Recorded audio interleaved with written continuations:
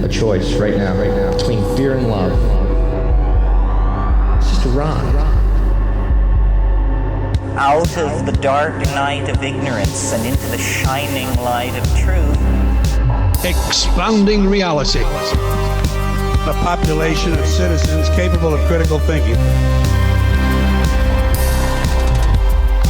We don't see things as they are, we see them as we are. There's a level of reality where everything dissolves into an ocean of energy. We empower our experience by insisting on our authenticity. That's very profound. Very. Expanding reality. Welcome to Expanding Reality. I am your host, Brandon Thomas. On this episode, Jacob Proctor. He has degrees in geological science, physical anthropology, and he has his master's in carbonate geology.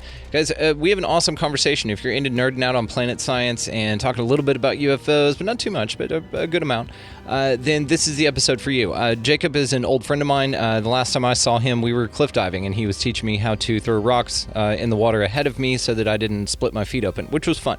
So he's a very interesting guy, has some phenomenal stories. So without any further ado, Jacob Proctor.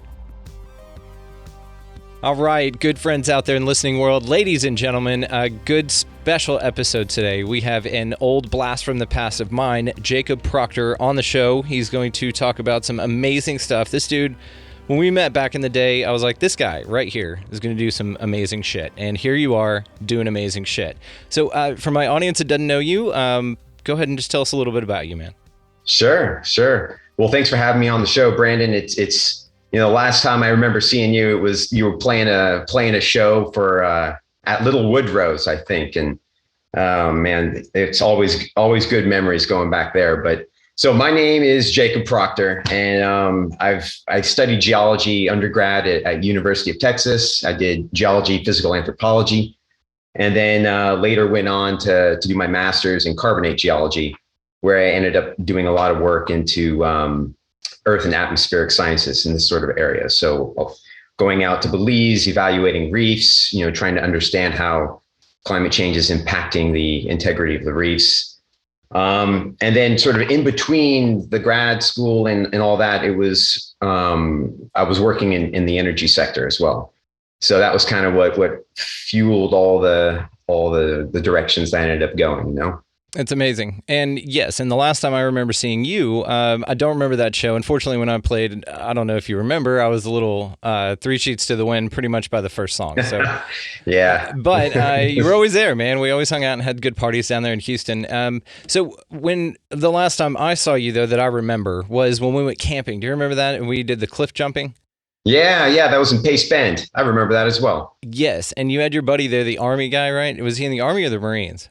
Yeah, it was Kyle Lopres. He was Marines. Okay, I'd only met him the once. We hit it off. He's great. He's gigantic. And what I remember that just sticks out in my mind about you, man, besides the fact that you've always been cool shit, you've always been very sweet and interesting, and that's what we're going to get into tonight. But what I wanted to say, though, was when we were up there on that cliff, it was like, what, 80 feet, something like this, massive, right? Or was it that big, or am I? Yeah, no, I think it was, 60, 70 feet. It was definitely up there. I mean, it was tall that day for sure. Yeah, and you got some cliff diving or some rock diving experience where? Could you just with Kyle, we had gone down to Greece and gone cliff jumping off on the island of Corfu. And it was pretty wild. There was a rock climber there that he was saying, look, if you're going to jump from this height, you have to throw something in front of you to break the water. And you probably remember that. But so I mean, we went cliff diving there, and then we went to an even bigger cliff, which was in France, in the Gorge de Verdun. And that was pretty crazy. I mean, they had this gorge it was very straight, and along the sides, you could actually walk up the strike in the rock. At the layer of the rock, you could actually walk right up it, and so you could get really high. And so that was pretty intense. I remember we kept kind of pushing each other a little bit higher and higher, and as you do, we got up to some pretty extreme heights. I think at some point we hit around 80, 90 feet. It was really up there. it felt very high at the time anyway. Yes. And in the pictures. Oh God, yeah, yeah. And this is what I remember about you. So we were up there on this gigantic cliff, whatever, and you said that. You turned around and grabbed a rock, I mean, about the size of a dinner plate, and you were like, oh, grab your rock. And I was like, what are you talking about? And then you told me about how you have to break the water and then jump in because it's like slamming into concrete if you don't. And I was just like, damn, this is both terrifying and amazing all at the same time. And we did it. It was me, you, and Kyle, right? And we did it a couple times. It was fun, but your boy... because the first time we went, it was crazy. And you got to jump right on that bubble from 80 feet away or whatever, Yeah. And then your boy Kyle was not 5 feet from me, and he pops out of the water with a bloody nose everywhere. I was like, damn, man, it was wild, dude. So it was this adventure is what I left you with in my mind, and that's where my memory stays with you. Again, aside the fact that you're amazing and interesting. So let's get into why you're interesting, man, besides all the reasons. Your work in geology is fascinating. So tell me a little bit about how you got started into that, why you were so interested in studying them and also jumping off of them. We've covered that. So what got you into that, man? Well, I mean, to be honest, I wish it was something a little bit more interesting, but my dad actually gave me the interest. I mean, he was going off to Madagascar and Kenya and Tanzania, going on safaris and looking for oil and gas, basically reserves in the jungle. And he would come back with these wild stories of, just getting stuck, lost in the forest before GPS and all this. And as a kid, you hear stories like that. It's very impressionable. And so I just kind of always grew up knowing I wanted to do geology. And then when I started getting into it, I realized there's a little bit too much math. And I kind of tried to shift gears to archaeology, anthropology a bit, but then I realized, no, I can do this. And just kept with it. But I think the thing that always drew me to it was getting out to the field. It was going out looking for rocks, minerals, fossils, and that sort of hobby was really, what how I connected with my dad on this particular point. So, it just kind of kept going. And even with my wife, it was the same thing. We're both geologists, so we traveled a lot around Brazil, looking for mines. And it was the best way to see the culture, see the countryside. And, it was, I don't know, something about it. It was just, getting into nature and holding beautiful rocks all the time. It's hard to beat. So, just kind of like it, I guess, No, it's interesting and it's so fascinating. And yes, and what you said about your father and how you feel about it is we all think of like Indiana Jones, of course, and then of course Jurassic Park when they're out there digging up that dinosaur. It was so cool. And so these type of adventure things, that's like a childhood thing, man. That's that whimsy. And you're out there putting hands on this stuff and looking at it, like touching it. And I like ancient cultures and the old monoliths and stuff like that. I mean, and the megaliths of the world, it's fascinating to me. I love that kind of thing. And so what's the coolest monolith that you've been to or ancient site that you've been to? Oh man. Yeah. So when I was in my undergrad, I was in Belize. I went to an archaeological camp in Belize, and we were 5-6 hours away from the nearest city. And there was a big problem with pit vipers out there as well. So, I mean, if you get bit by one of these things, a helicopter comes in, takes you out, you're going to be dead by the time you get out. So it was a little nerve wracking because you would see them every now and again. But on one of the days I had off, I was out there for about 3 months. And one of the days I went with one of the guys and we hiked down the road. It was all dirt road, obviously, paved out secondary forest. And so, you're going through kind of dirty, rocky roads, but just hiking. We didn't have a car at the time because everyone had the cars out on camp, but this was our day off. So anyway, we got out there and you enter into this ancient city. It was called La Milpa. And this ancient city was totally covered in grass and trees. And it was so weird. You walk into it and you look around, you're like, well, where the hell is the city? And then your eye starts to relax and get used to the shadows. And all of a sudden you see that there's hills in the middle of this forest. They're not hills. They're like pyramids. They're covered in dirt and earth, and the forest has just taken over these pyramids. And so it was so wild because, I mean, this was a big city. I mean, we walked for three quarters of a mile throughout the city. It was totally covered in dirt and forest, and it was just undiscovered. And I was sitting in it like 6 hours away from the nearest anything. And it was just a very surreal, never forget kind of experience, you know? Yeah. Well, did you ever report it? Did anybody ever go back and go, you know what, that was undiscovered. We're going to call it Proctorville, and you've got it. No, it had already been discovered. It just hadn't been fully excavated. Gotcha. And so, like, the way it works is, you know, there were digs that were known, and actually what happens is they go and get pillaged. And so you'll go out to these things that are totally covered, but you'll see looters. They've trenched basically straight into the mine, or straight into the pyramid. And so what they would do is they would just take whatever they could find and then sell it on the black market. And so the archaeologists that were coming in were going in and basically trying to recover whatever they could recover, and also preserve like the layers that they were able to pull out the artifacts, because that tells them something about the age, you know? Damn, that's cool, man. It's so Indiana Jones. It's so cool. Yeah, that was a pretty wild story. I mean, and what was really neat about it is, of course, there was a vine hanging from one of the pyramids. And of course, you know, we decided to climb up the side of the pyramid, and that was neat. It was really cool, you know, but that was 2004, 2003. That was a while ago now, but still great adventure. Well, not to put you on the spot, but if you have some pictures of it, I'll put that up in the YouTube as we're talking about it. Cool. Okay, Yeah, cool. yeah. So YouTube audience, check that out. You're welcome. Jacob sent those. Thank you, Jacob. It's fun time traveling in this way, because that's it. I'm asking you now, but we'll get it in the future. But people are seeing now what I asked you for now. Yeah. You're doing a video recording, yeah. Time travel.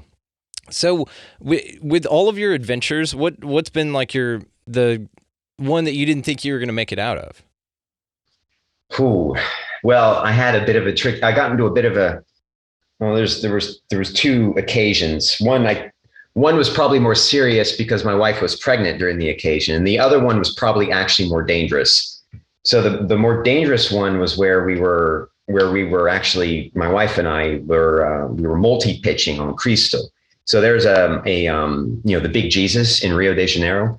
So I lived in Rio for about 4 or 5 years. And during that time, we would go rock climbing throughout the city, and in the neighboring areas. It's got some of the most. It has basically the most amount of urban rock climbing anywhere in the world. And so the Cristo, you can actually climb this thing. And we were going up this climb, and we had another set of partners that were with us, another 2 groups. And one of the groups got stuck on this overhang, and this overhang, it was totally sheer. So if you get over it, you're free. You're hanging in like with 2,000 feet of air below your feet. So you're really suspended. And so we had traversed across this thing, made it fine. And we kept going up, and I was leading this. So, I mean, there was no, like, if you fall, it's pretty wretched fall, right? I mean, you're protected because you have a partner, but it's not an ideal scenario because of the hanging. Well, yeah, because of the hanging. Yeah. Yeah. Well, the hanging of the air and the no rock to hold on to, that part of it is, yeah. So we got up past this point, and our partners got about halfway through, and they basically froze. And they had to start backing up. And anyway, so they backed up, they made it out, but we kept going up. But my wife's harness started coming loose. Oh my God. Yeah. And so we had gotten past the crux, which was the hardest part of the climb. And so I was like, yeah, led past the crux, got past it. And, but then this problem with the harness started happening. So I had to bolt myself in, go down to Astrid, help her with her harness. And she's crying at this point because it's scary as shit. And she gets it fixed back in place. And meanwhile, everyone is below us is crying and going back down.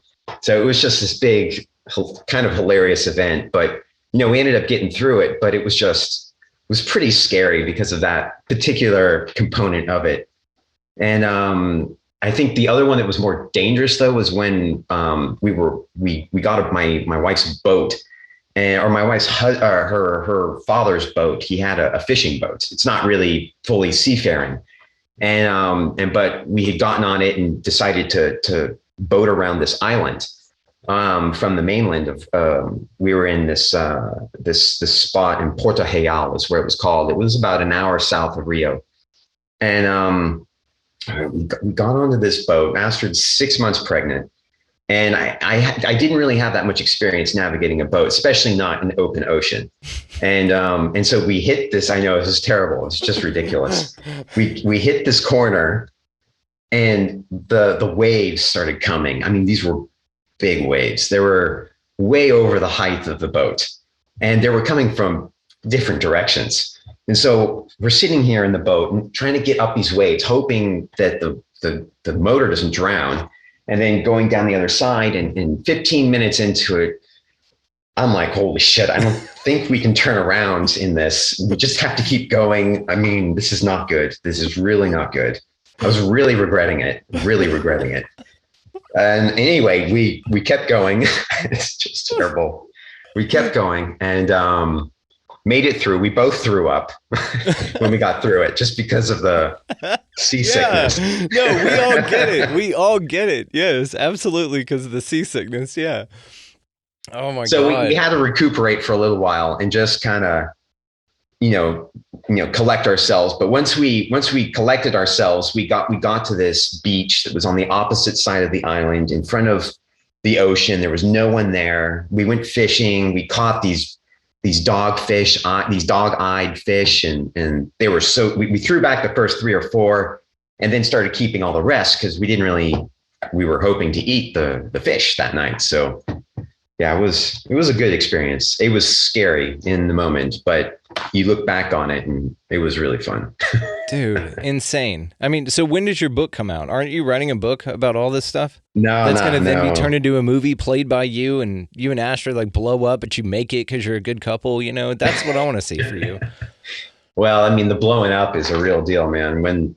With kids, and that adds a whole nother stress level to life. You feel like you're blowing up all the time, and it's crazy stuff. But did you name him anything weird, like a direction of the earth or like a extinct animal? I named my son. We named him Gawain, which I don't know if like King Arthur, Knights of the Round Table, Sir Gawain and the Green Knight. Yeah, I've always been kind of interested in Arthurian tale and that sort of thing. So, and then my daughter's Sophie, which is, I guess, not really weird or anything, but it's a fairly popular name, actually. Nothing short of adorable, of course. Yeah, no, that's perfect. Of course, that makes sense, Jacob. Well, you've got to write this stuff down, dude, and put it in a book. We'll have you back on. We'll get your movie contract worked out. It's all good, This story just has to be told. So honestly, just tell me another adventure, man. This is wonderful. I've got some other stuff to ask you, but I know my listeners are like, shut the hell up and let the man talk. So please give us another. Yeah, there was this one time, during the whole mining escapades, where we were going out looking for mines. Part of that can be a bit risky. You don't know exactly the people you're going to meet when you get to these locations. And most of the time, everything was pretty relaxed. And there was one time though where we went to this small town. And this was a tourmaline mining town. And so the tourmalines are quite valuable. They move millions of dollars in tourmalines every week. I mean, it's a big business there. And so, but they don't see a lot of Americans or really even Brazilians from Rio. So when we showed up in a van, it was kind of this odd situation where we had, in the previous town, we were just randomly going around asking people, do you work with rocks? Like, I mean, seriously, that's what we were doing. Do you work with rocks? No? Darn it. And we had all but given up, and we were filling up the car with gas. And there was just some guy that pulled up with an engineering logo on his truck. I'm like, that's a stretch. Let me just go ask him if he works with rocks. And he turned out he did actually work with rocks. And he was big into like commercial mining of certain types of minerals. And so we said, come with me. And so we walk, we basically follow this guy out to his office. And he gets on the phone, introduces us to some guy in this random town, about 8 hours from where we were. And so we long story short, we went out to this town. When we got there, we got to know a couple of the guys. We bought a few things from these guys, got to know their families. And then all of a sudden, the owners of the mines in the area started to catch wind that there was, a gringo there, and there was like a carioca from Rio there. And so all of a sudden, we are being taken up to go meet the Don of one of these mines. And so we head out there to meet this guy, and he invites us to his mine. And so he gives us the tour. We look around, all's good. For lunch, we sit down, we start eating, and he starts talking in front of all the miners, by the way. He starts talking about how, when miners steal from him, he kills them. And I was like, yeah, that's a little creepy. Yeah, a little bit. Yeah. Yeah, a little creepy. So I was like, this is probably not an ideal situation to be in. And he starts talking about, and by the way, he's right by, the governor of the city. So like they're both kind of co-owners in this mine. And they're like, yeah, 10 years ago, there were no rules. Now we're a lot more, we got a lot more rules now. But I'm thinking 10 years ago, yeah, that's not really that long. No, they're probably still skin on the bones back there. That's crazy. Yeah. So he's like, anyway, come on, let's go have a look at my other mine. And he takes us down into this other mine, and they're setting up, blasting charges. Like the guy, I have this great picture. I'll have to send you the great picture of this guy with a helmet on with like a candle. He's got a candle here. He's got dynamite right here. He's got wicks right here. He's got empty cartridges right here. And he's got a bunch of stuff in the rock all around me. And I'm like, whoa, I should probably get this picture and get out of here. Yeah, I would say so. That's amazing. Yeah. Okay. So for the YouTube audience, again, we'll just throw these things up as you send them to me. So we'll work out a slideshow thing here. Sure. It's incredible, man. And you and your wife also own a rock shop in Katy, Texas. Yeah. We have, it all kind of spun off from these adventures in the mines. And at the time, the original owners to the Katy Rock Shop, Bruce and Carol Huff, they were interested in finding what some crazy gringo could, what some crazy American could bring back for them that's living in Brazil at the time. And so they asked us, can you export some rock for us? And so that set us off on a second. And we went on many different adventures looking for these mines, but on some of the last 2 years, the adventure started getting a little bit more serious, where we were starting to buy stuff in larger volumes. And we shipped to him. And so over a few years, I came back to Houston for grad school work. And during that time, I had stopped working in the energy sector. And so I was more focused on, how do I, make a little bit of money while I'm, a poor old student, So we pushed this rock and mineral thing quite hard as another business called Gems in the Rough. And so that over time, it Bruce and Carol, they got to a point where they were ready to close and just kind of retire.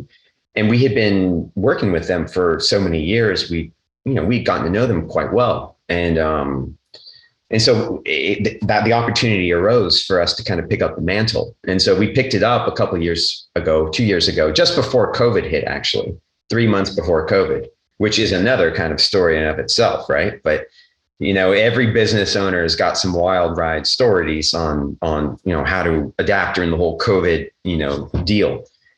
And so, yeah, we the shop is located in Old Town, Katy, Texas. So just on Pin Oak, north of I-10. So, the big Katy Mills Mall and that big American Furniture Warehouse, it's right there tucked into an old, single family building. It doesn't look like a store at all. But anyway, so we have, specializations in minerals coming out of Brazil. And, my general expertise is in the area of reefs. So we have these old microbialites, which in microbialites, stromatolites are the oldest living known life form on Earth. And frankly, they think it's the most probable extraterrestrial life form that will be discovered is actually microbial life of some kind, probably on Enceladus and, on Saturn. Yeah. But or so, I mean, Europa and Jupiter. What's that? Europa on Jupiter, the ice sheet around the outside, they think there's liquid water under it, like an ocean, and they can just drill down there. And if you believe space is real, then that's cool. That's really cool. I like that. But yeah, Enceladus, man, there's a ton of exoplanets and moons, even like you said, out there that could harbor microbial life like that. And that would be an amazing find, right? That'd be a step in the right direction. It would be totally mind blowing to know that life can evolve outside of Earth. Just the fact that it can do it, I think, would be the biggest revelation to humanity, Oh, we're going to segue into aliens right now. So what's your thought? Go. Well, I think it's improbable that there isn't alien life form of some kind. I mean, there's numerous, quantitative approaches that have been developed to try and understand the probability of these things. And it's whether how developed the life forms actually are, and whether they would have advanced technology. That becomes a little bit harder to wrap your head around because, there's so much distance in space that for even an incredibly advanced civilization would have a mind-blowingly difficult time to make it out of their galaxy and into another location. You need to have some totally non-existent technology that just doesn't exist now. Like it could be wormholes or things like this, Yeah, from our perspective, absolutely. Well, that we're being told, right? Because there's a lot of different ways we could splinter with this, but we'll go with the basic one. So if the universe is 14.5 billion years old, something like that, the Earth is only 4.5 billion years old by that model.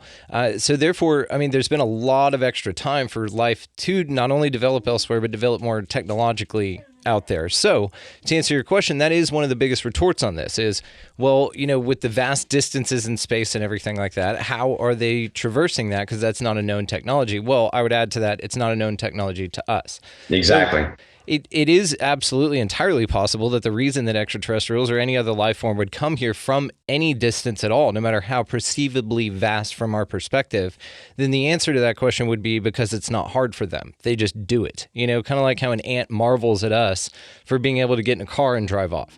It's the connections cognitively just aren't there for us to be able to comprehend that sort of technology.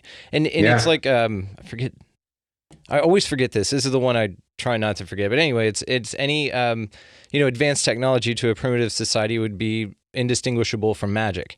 And I know somebody's yelling the answer out there. Just comment me. Thank you guys very much. And that's the truth, man. It's we don't know what the hell it is. And to further that point, that's just the extraterrestrial element of it. That's a small sliver, a small surface level layer. That's where everybody starts, and then you get into like interterrestrials and a hollow earth theory, and then you've got the lizard people and interdimensionals, which is really, really cool, and then future humans coming back in time machines. I love all of them, man. I think it's so much fun.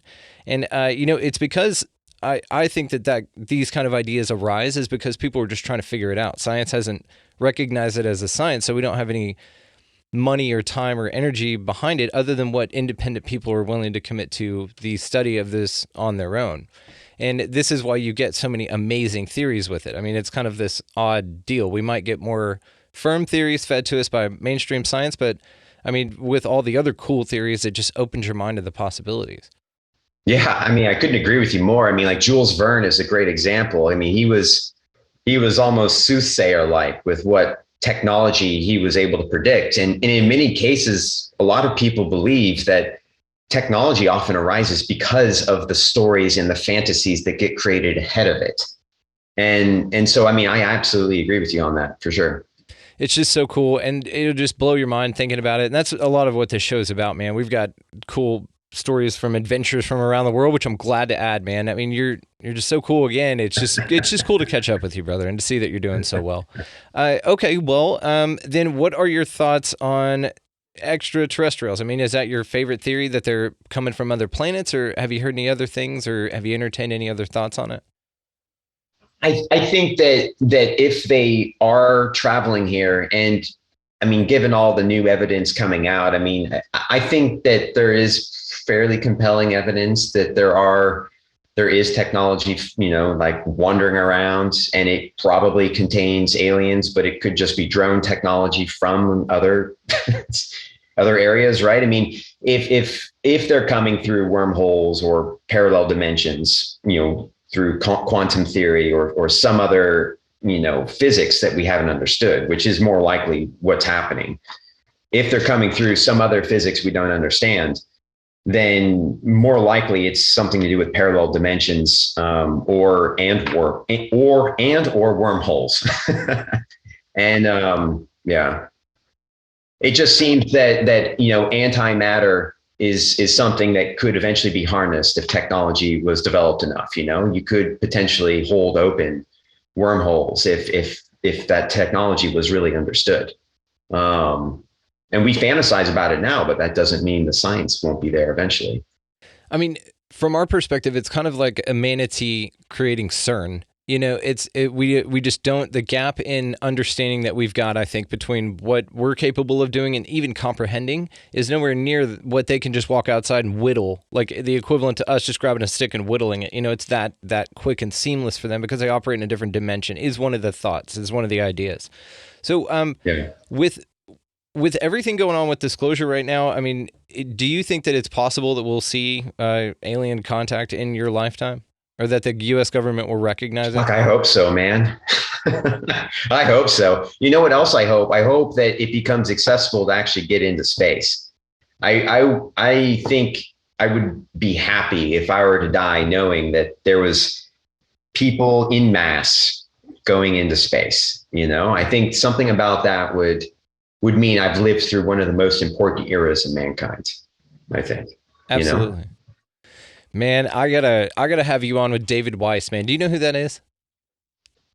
The name's actually familiar. Let me look it up.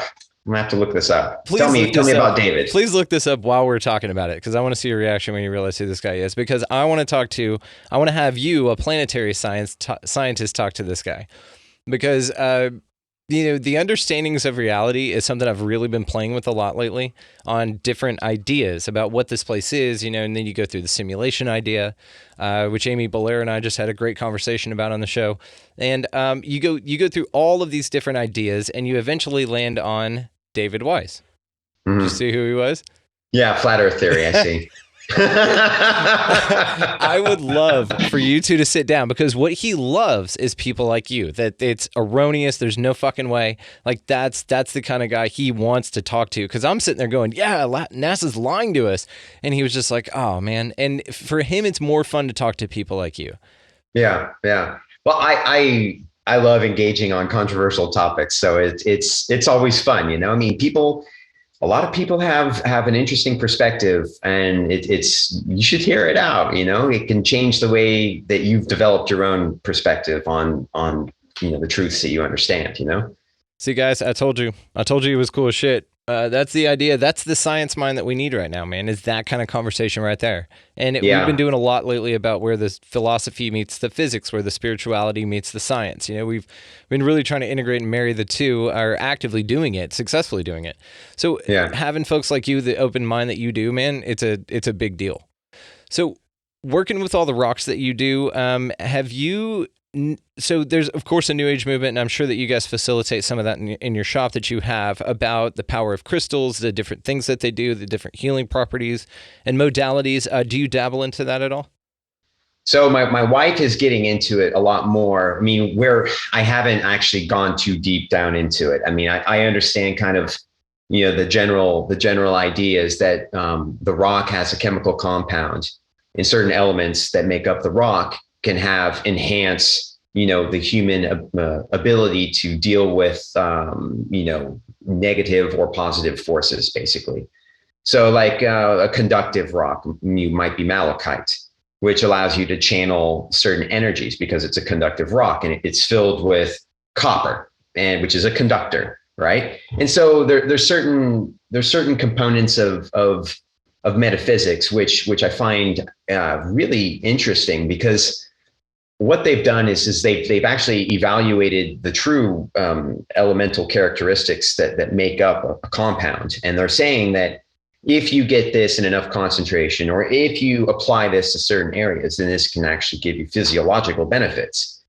And I don't think that's really an altogether new thing. I mean, this is something that people have meditated, that are deep into meditation. They are able to create a lot through meditation, and they're not necessarily using a conductor of some kind. They study it for decades, but I feel like the metaphysical, imbuing properties into rocks in this way, it can help to channel some of these meditative healing processes that normally takes people many years to get. And so I think that's kind of what the field of metaphysics is really doing. It's allowing people in a more accessible way to find, to find help, or to find healing, or to find strength, or whatever it might be. I mean, all the different elements have different attributes that can, augment our moods or our general physiology. And so I think there's a healthy amount of mythology, which is really required to make anything work in the human psyche. And then there's also that true component where there is actually elements in some of these rocks that can help you. Like, for example, amber, actually, if you look at the chemistry of amber, it does give off chemicals. It excretes chemicals from the amber. And so if you have children that are cutting teeth and they're feeling pain, then the amber gives off like a pain suppressant, a natural pain suppressant that can actually can help with the teething process. And that's not really as a metaphysics talking. I'm talking like chemically speaking, it does go into your body. And it can actually help with minor, it's not a huge amount of pain, but it's enough to actually, calm the infants down while they're cutting their teeth. So we did for both of our kids, and it helped. That's amazing. And so, some different minerals have stronger, attributes, some that actually really properly manifest, And to the amber in the mouth thing, it could be a couple of things. And this is kind of a point I wanted to make as well, is that maybe it's just psychological for the babies, because now they have something else in their mouth to think about and to interact with, rather than their wound or them feeling bad or something like that, or the teething process, which is painful, right? So another thing is like, to all this metaphysical stuff, man, right? A lot of people look at it as woo-woo. A lot of people get a ton from it, which kind of leads me to the conclusion, like I've said a while now, that reality is literally what you make it and what you think it is, on all levels. So even dichotomies exist in a dualistic universe in such a way to where it just always complements exactly what you want to experience here, is one idea.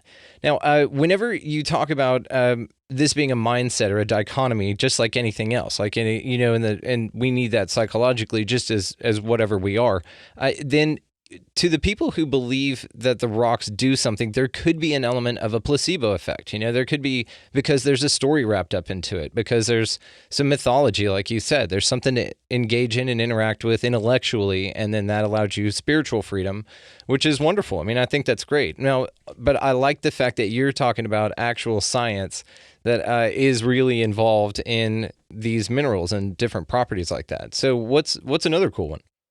So another mineral that I really like is tourmaline, obviously, because of the experiences we had going through Minas Gerais in the center of the country of Brazil. And but the minerals themselves are just beautiful. They come in a variety of colors, pink, green, blue, and they have this watermelon color as well. But they create the most spectacular specimens. I'm not certain about the metaphysical properties of those guys, but in terms of just natural beauty, they're really a fantastic mineral. And the stories as well of where you find them and the people that surrounding these things are what makes them also pretty neat too. Yeah, and that's a shirt you should make for your shop or sell it online or something like that. And it just, on the front it says, "Do you work with rocks?" And on the back it says, "I work with rocks." and then just sell that from your story earlier. Well, cool. Yeah, exactly. Well, tell me about the work that you're doing now.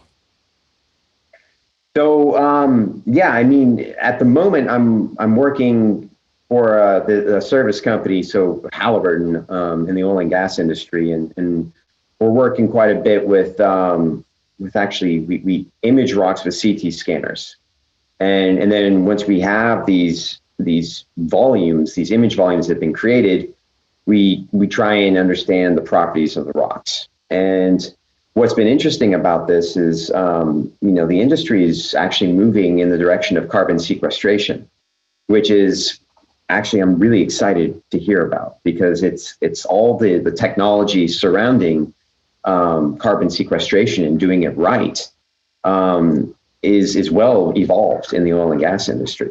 And so it can be carbon sequestration is you sequestering carbon. That's right. So the idea is that we need to take carbon out of the atmosphere and bring it either back into the biology of the earth, so the trees and the forests, or we need to bring it into the oceans and let it kind of get out of the atmosphere that way. And then the third way and the best way is to permanently bury it in the ground, in the subsurface. Because when it gets into the subsurface, it can be trapped there for millions of years, and effectively it's brought out of the carbon sink, basically.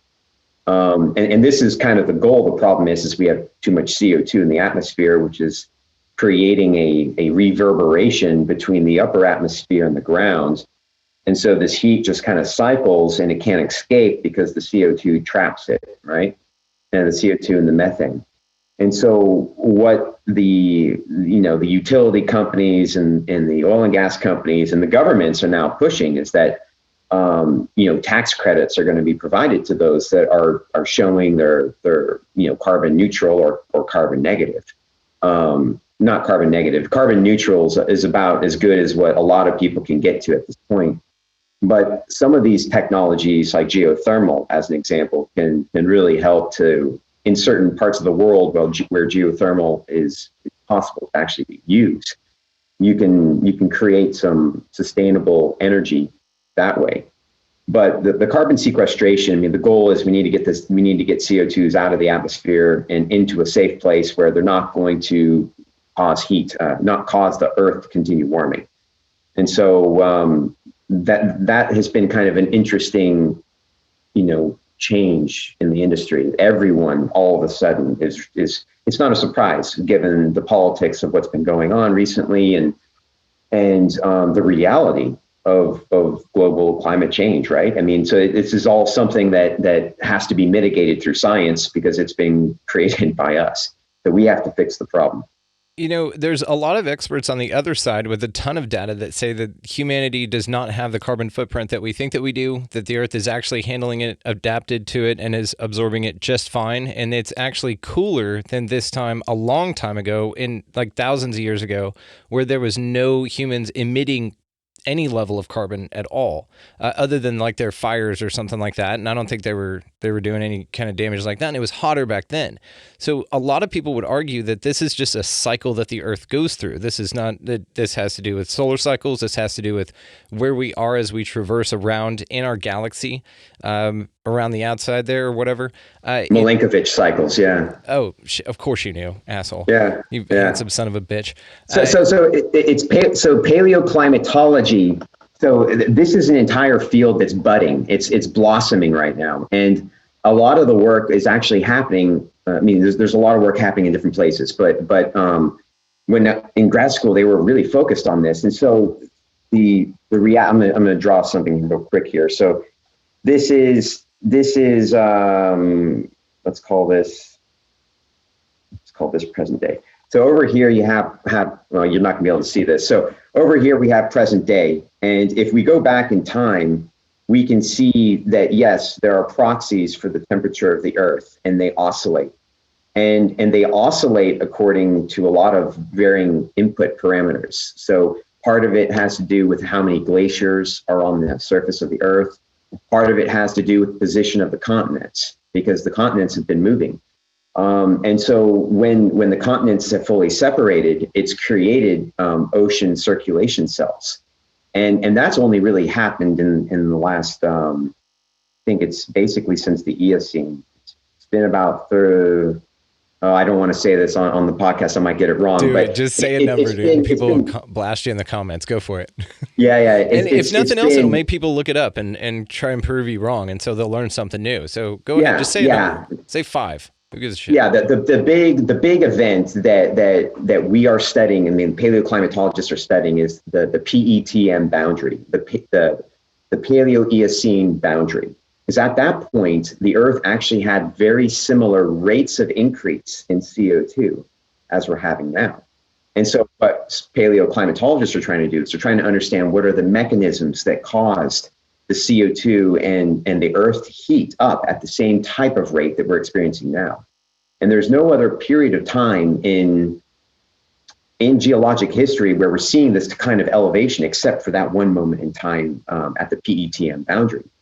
But the reality is you're right. Every 11 to 12,000 years, we often cycle between warmer and cooler climates. So the last glaciation, we came out of the last glaciation at around 12,000 years ago. So right around 10,000 BC, coincidentally, right when farming and all this stuff started blossoming in the human civilization. And so, from 10,000 BC to about 30,000 BC, that was an ice age that was going on. And then before that, it was another warmer period.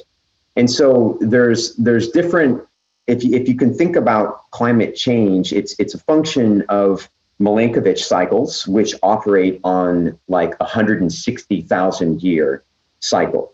And so when you get the solar systems moving around and causing changes in the climate, we're talking like really long intervals, like these are really long wavelength changes.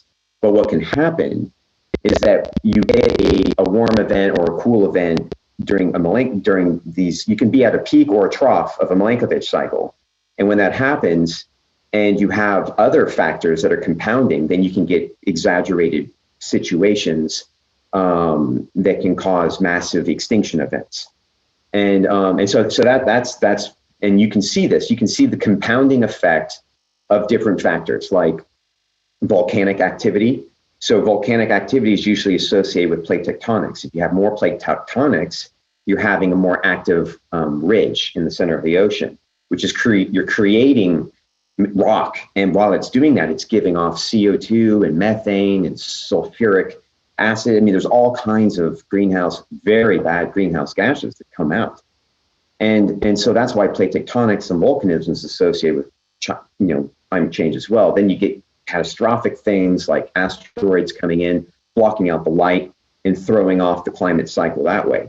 And so actually the reality is that, there are cyclical changes that happen, but they happen at longer length scales, longer time scales than what we're observing now. And so what you can actually see, what you can measure in Mauna Loa volcano in Hawaii, they've been taking fairly accurate greenhouse gas readings since the 50s. And so the paleoclimatologists, they study climate change based on this data that goes back to the 50s.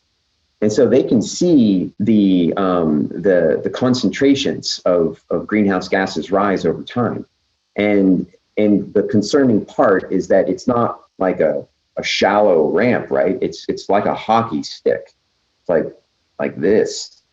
And the problem is just the science, is that if you have CO2 in the atmosphere, the sunlight can get through it. It hits the concrete, heats up, bounces up. It gets reflected back because of the CO2, acts like a reflection, an insulator. So it just starts getting hotter and hotter and hotter. And so these and the CO2 builds up, and we're adding more and more as humans. And so the only solution is we have to take it out of the atmosphere, and you can put it in the oceans, but then it can cycle back out to the atmosphere. You can put it in the forest, but then the forest dies and decays and actually puts out, puts out CO2, methane, every problem that you get with decaying forest, that's happening. So there's actually studies showing that that it may not even be the right solution to reforest the earth because of the problem of decaying. I mean, it's going to help, of course, but I mean, really the only solution we have as a species is to get it into the ground, and pronto. And so I'm excited to see that the oil and gas industry is taking this shit seriously. And frankly, the industry needs people that are conscientious about these things. And so I feel like, any advances that I can take, that I can help to better the world, then it actually gives me relevance and more meaning in life, Yeah. Why can sunlight go through the CO2 and to Earth, but not bounce back the other way? Is it only reflective on the inside? Yeah. So what happens is you have strong sunlight that hits the earth, right? And as it hits the earth, some of that sunlight bounces back, and some of it makes it through. And so what happens is not all of it makes it through. It's not totally a mirror, right? So some of it does get through, but some of it reflected, right? And so what happens is that passes through, it hits the ground, it comes back up, and some of it gets through, but some of it bounces back. And so as you increase the concentration of CO2, this thin layer starts to thicken, and it becomes more like a mirror at some point. And so at some point, the CO2 gets so thick that it actually reflects off the earth. The sunlight reflects off the earth. That's when you get like a volcanic explosion and you've got a very thick layer. But you can have a situation where the CO2 gets denser and denser and denser. And because the molecules are densely packed, they're more efficient at refracting that sunlight back to Earth.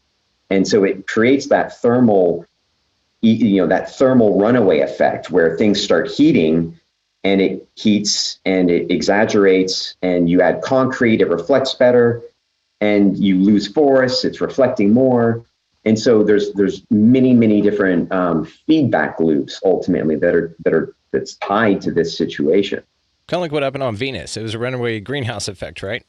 Yeah. Where it's covered in clouds because it's hotter than Mercury. Isn't that accurate? Isn't that what they tell us? Yeah, no, I mean, that's true. The Venus, they think at some point in time, was more habitable. Obviously, its temperature is like 800 or 900 degrees centigrade or something. It's totally inhospitable. I think only the Russians have landed on Venus officially, and so they have pictures, I think, from the 70s or something. It's really interesting to see. But I mean, there's a lot that's not really understood about Venus. I mean, I don't think really anyone really knows what happened there. There was some feedback loop, which is possible to occur on Earth, that happened, and it got run away, and all of the water evaporated. And so it could have had something to do with sunspots potentially. I mean, there's a variety of things that could have happened. Solar flares, it's much closer to the sun, and so this would have a much stronger impact. But the science really doesn't know exactly what happened on Venus, as far as I understand. And what I think is interesting, and what I think is interesting is a lot of people say what you say about it, and then some other people say that there's a guy named Valiant Thor that came from there, and that he was helping our military with stuff, and he was a really cool guy. And there were like 4 people. It was like 2 dudes, 2 chicks, and they came from there, and they all lived on Venus, and everybody's way cooler than us, and they're big, and they got like big hands and shit. It's like John Carpenter on Mars. I mean, I love that story. It's a good story. Yeah. Such a good one. But the reality is that something like that could happen on Earth, and something like that probably also happened on Mars. They do believe, there is water on Mars, not a lot left, and they haven't really discovered any big lakes or anything other. In the poles, they've discovered some very large bodies of water, but they're not very thick is the problem. And they don't really have there's not really the right atmospheric conditions for it to warm up to become fluid. So, on Earth, the thing that can happen, and I'll give you a scenario here. You hear about the glaciers calving and breaking off and melting and all this situation. I mean, this is a serious situation because have you gotten a glass of warm water and put a really big ice cube in it, and it's not very effective, right? When you smash up that ice into itty bitty little pieces and you put it in that warm water cools off really quickly, and that ice just goes away. And that's because of the surface area. So if you increase the surface area of something, it's going to react more quickly. So smaller, try this when you get a chance. Break up the ice, put it in a warm glass of water, and then in another glass of water, use a big ice cube, put it in there, and just watch how quickly each one melts. And so that happens, that phenomenon is happening with glaciers right now. And so as things break up, they melt even quicker. And as they melt quicker, they change the density in the oceans. And that causes the circulations in the oceans to actually change because they're driven by density change and temperature change. So the top water is warmer and it sinks, and the cold water comes up in the poles, and this drives, circulation cells in the oceans. But when the fresh water comes into the oceans, it changes the density contrast, the circulation slows down, and then all of a sudden the water starts warming up even more. And so when the water warms up more, you get more evaporation in the atmosphere, and then you get more reflections and things start heating up. And so then what happens, and what is already happening, is the permafrost. When we start seeing the permafrost melt, the permafrost melting is not actually the problem. The problem is all the dead stuff in the permafrost, because you've got like 30,000, 40,000 years of dead stuff that hasn't decayed yet. And that is a carbon sink. So if the temperatures keep warming, we can get to a point, and I hope I never see this point in my lifetime, but we could get to a point where the permafrost starts to melt. You get increased CO2 entering into the atmosphere, methane from all that decay, increases the temperature even more. All the glaciers melt, all the permafrost melts. You get into a runaway effect where the temperatures get too warm, and then the oceans start to stratify. They stop moving. And that's when that happened once in geologic history. It's happened really one big time. It was called the Permo-Triassic extinction. And it was where basically 99% of all life on Earth died. All life. And the Earth became a snowball. It was covered in ice. But right before it became covered in ice, it was really warm and the ocean stopped circulating. And so this is kind of this strange feedback loop that can happen with the different biomes in the Earth trying to rebalance other biomes when they're being impacted by, external effects like, temperature changes, more droughts, heavy rains. The biome reacts to these things. And so all of these things participate in this acting to CO2. And that is the problem. So we need to get CO2 out of the atmosphere. That's the key thing that needs to happen in the next 10 years. All of that could totally be true, but I'm just so glad that I know that the Earth is flat and that we don't have to worry about any of this stuff, and all of it's just a big lie to funnel money. It's a big money laundering scheme, and that's all this is. So, but no, it's fascinating, man, and I love science talk like this. So it's very cool. We haven't done this like this on the show yet, and I'm truly grateful, man. So I did want to ask you while you're here, if you had looked into, as a geologist, I'm sure you're interested in the Sphinx, and did you see the weathering that Dr. Schock found, Dr. Robert Schock and Anthony West? Have you heard of this? I lived in Egypt for like 5 years, and I got to see the pyramids and the Sphinx when I was a kid, but I have not heard what you're talking about. Tell me about it. What really? happens? Okay. So Anthony West, basically a while back, I don't have dates. This is the best I can do is just a breakdown for you. He surmised after just observation of the Sphinx. He's not a scientist. He just had really good observation. And he looked at it and said, well, the weathering on the enclosure, the side walls of the Sphinx where the bricks were allegedly hewn out of, then rearranged and shaped to build the Sphinx out of. So the enclosure walls had these distinct markings on it that he surmised was water erosion. But the problem with that idea is they say that was the Sphinx of Khufu, right? And then, but that was only 3,500 BC, something like that.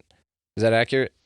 I'm not sure, but yeah, the dates of the Sphinx go back around to that timeline, I think. And but the problem with that idea is the established Egyptian idea is that the water erosion, the way that it looks, Egypt didn't have water like that for but 12,000 years ago.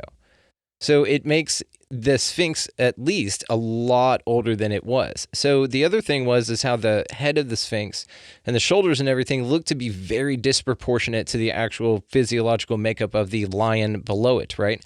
So what they think happened, and one of the ideas is that used to be a lion, and it actually used to face, of course, the constellation Leo on the summer solstice, and that was around the time where all that water was occurring. It was very lush, very abundant with life. Yeah, that's right. Yeah.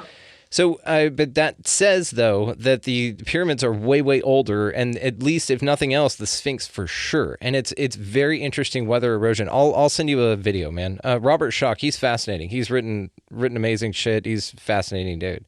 So he's a geologist that went over there at the behest of Anthony West, and they looked at it, and he did this whole thing, and he's been like banned from over there and stuff. People don't want to talk to him. All the Egyptologists are pissed off because Zahi is Hawass. We don't have time to go into that, dude. But I'm also curious about, so if you haven't seen that, I'll send you something, and I'll link something down in the show notes for anybody else curious. Also, what do you think about the idea that the pyramids were actually electricity conductors? They were gigantic power plants. They utilized piezoelectricity under the ground, a long way under earth, and there's a big aqueduct underneath there. And the tunnels don't make any sense, but then when you kind of apply the principles that Tesla was talking about the energy everywhere, but then they were harnessing actual piezoelectric properties, then yeah, one could surmise that was some sort of ancient power plant. What do you think about all that? I don't know. It seems as though that it's an awful lot of effort to build the pyramids and for them to not have some other purpose other than being a tomb. Well, they weren't a tomb. No bodies were ever found and no inscriptions were ever found. There was one inscription found, but it was proven to be fake and graffiti from a guy who went up there just wanting to make a name for himself. No. Oh, you're talking about the Sphinx? Yeah. No. The pyramid, the Great Pyramid. So no inscriptions whatsoever, and no bodies were ever found in the pyramids. So therefore, that also lends more credence to the idea that they were not for burials. And because if you look at other tombs, they're very ornate. They tell the story and the lineage and all that. They're adorned with gold, even though some of them have been looted, like you talked about in Brazil. But that idea, though, that no bodies were ever found, no graffiti, no markings of any kind, nobody claimed it. Even Egyptians from a long time ago would say, these were here when we got here. We showed up and this was already here. So there's no real claim to the building of the pyramids, which is interesting too. Yeah. I mean, I studied a little bit on the Ptolemy dynasty, but they were the ones that built the Great Library of Alexandria. Like there was a line of Egyptian. I don't even think. I guess he was a pharaoh, but that was more in the like 80 BC timeline up until 100 AD. So right around the time of Christ, I think. But before that, I don't know a lot about the origins of the pyramids. I mean, obviously, I've heard many stories about what some of the different theories out there, but I don't really know enough about it, honestly. Yeah, it's all theories, but I mean, when you factor in the water erosion, when you factor in the piezoelectricity that can be noted and duplicated, and then the fact, of course, they were not burial chambers, no inscriptions, all of these things lead up to that their purpose was for something else. And also, if you look into the properties of the obelisks and how those are all over the planet, it could be some sort of interconnected sort of grid, that's tapping into an energy that we don't know about, but I'm sure some of us at high power, maybe energy companies, maybe your lizard bosses over at Halliburton, they probably know about it. Yeah. Could be. So, my friend, we'll probably wrap it up here, man. But I just wanted to throw a couple geologically centered, kind of crazy, zany, high strangeness ideas at you there. So those are fun, Yeah. But about the point about the obelisk, that reminds me of dragons, right? I mean, dragons are kind of a common theme in civilization. You see them occurring in different parts of the world that were totally isolated from one another. And so you have to ask yourself, like, were there really dragons, or is there something in humanity that can see dragons, but not? Is the dragon a stretch for something that humans want to see, that we see because we are innately human? And so I guess my point is that, maybe these structures like the obelisk, which occur in different locations, and maybe they're driven by something deeper in us that we don't understand. And maybe that theme is associated with, something organized, or maybe it's just something human. Maybe the structures are human. Just they define us. Dragons define us and our escapism of the world. Yeah, I totally believe dragons existed, but I think the obelisks are penises, dude. It's a phallic symbol of power. Yeah. But also, it was probably like a power conductor or something like that, or a receiver, something like that, because of the fact that they cross cultural boundaries. Like a bunch of different cultures did it, which says that it may not have necessarily been a deity because they practiced different religions, they practiced different beliefs. So that didn't connect them. What did connect them is similar structures, the three windows in pyramid shapes, steps, flat top, whatever. That design was always utilized. They were utilized in specific grid patterns with water flow underneath them, which again speaks to the piezoelectricity property that they were probably utilizing. And then you have the fact that they had to have been at that point then practical rather than symbolic. But I totally dig the dragon thing. I love that. I want to talk to you about your weird fascination about that later whenever you come on another time. Okay. Sounds great. There's something going on Brandon. There. Hey, thank you. Well, do you want to be found? Do you want me to link anything, or you want to tell people how to find you and your rock shop, man? I'll definitely link that. Yeah, sure. Yeah, I mean, if you guys want to come over and talk rocks with me, or my wife, or any of the guys at the Katy Rock Shop, come out and visit us. Just in Old Katy, north of I-10 on Pin Oak Road, 535 Pin Oak Road. I'll see you there. Damn, what a plug. That was profesh as fuck, dude. You sound like a radio ad. So that'll be like $50, dude. We'll work it out. No, and I'll link all that in the show notes, guys. Thank you, Jacob, dude, so much. You're fascinating, man. We'll definitely have you back on. This has been a lot of fun, dude. I'm gonna get you hooked up with David Weiss, and we're gonna make you a flat earther, and I'm gonna be here for it. It's gonna be great. Sounds great. Sounds great. That sounds good. Jacob Proctor, thank you, my friend. Have a great one. Have a great weekend as well. Thank you. Take care. All right, a massive thanks to Jacob Proctor for coming on the show. Ladies, I know what you're thinking. He already said it. He's married, so settle down. None of that, please. All the ways to find him, of course, will be linked in the show notes, guys. Jacob is awesome. Go check out his rock store in Katy there if you live in the area, or check him out online. They have a wonderful website, which will be linked in the show description as well. Also linked down there is the direct contact to expandingrealitypodcast.com. That is where the links to all of the socials. That's where you can do all of it. It's kind of a central hub for everything. We're working on some merch, so stay tuned for that. If you want to support the show, Patreon is on there as well, and we are truly grateful for that. Liking and sharing is the best way, and so continue to do that. Thank you guys so much. For your week this week, guys, go out into it and pick up a piece of litter. Let's keep this planet a little bit better than we find it, and just be nice to everybody that you see. Buy a meal or a book of stamps or a cup of coffee or something like that to any stranger that you meet. If you're in line behind somebody, they got a bottle of water or something, just buy it for them, man. It's a big deal.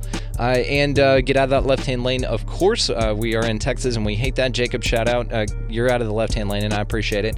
As well as you guys just remember, above and beyond anything else, just go out into your week this week, and y'all just be good to one another. Thank y'all so much for listening. We'll see you next time.